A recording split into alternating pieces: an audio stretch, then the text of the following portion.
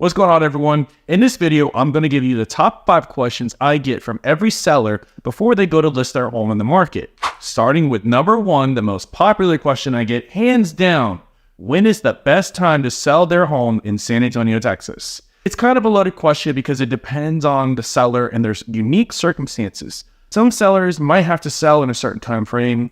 Some are PCSing or moving to a different city, so we really don't have that option. However, if I was to give a best time scenario, it's before school starts for sure. It's going to be between April, May, June.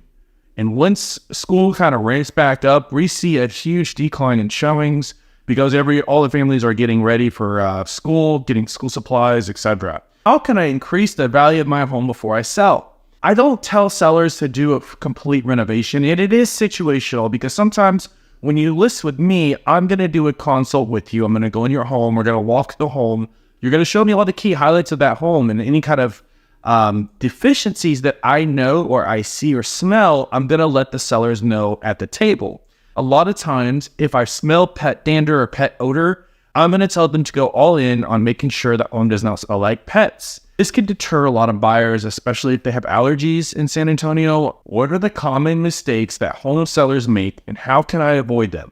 I don't always get this question a lot, but it's a very good question. It's kind of loaded, but I'll start with the number 1 mistake I see sellers make is not allowing time for showings. If you have a busy schedule and it's hard to get the family out for showings, I tell people to look at the weekends, especially the first week we list. That weekend, try to do a trip for an all day, at least Saturday, Sunday. If you could do an all night, that'd be even better. Try to look for a Saturday, Sunday of the first week that we list the home. Try to be out of that house as much as possible. Moving on to number 4. How do I choose the right real estate agent to sell my house? Very good question as well. Honestly, I do recommend interviewing a few agents. There's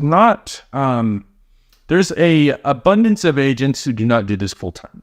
I would say ask one of the questions you're going to ask that agent is how many sales they've done that year, how many listings have they had in that area or that neighborhood. And sometimes it matters, sometimes it doesn't. But if it's my neighborhood, I know the pricing. I know the price per square foot. I know all the floor plans. I know the features that sell the one better. Honestly, sometimes if the agent's part-time, they really are not kept up to speed on the market, on the pricing. And if you price your home under market value, above market value, you will find that it's a lot harder to sell and it's going to sit on the market a lot longer. Always price it under market value because you want to create some kind of bid war or some type of anticipation of, hey, this is a really good deal. Let's go all in on this. Off with number 5. What should I expect during the home selling process? You see, this is another loaded question that I could go on and on for, but consult to listing your home is one of the most important meetings you can have to have a successful sale.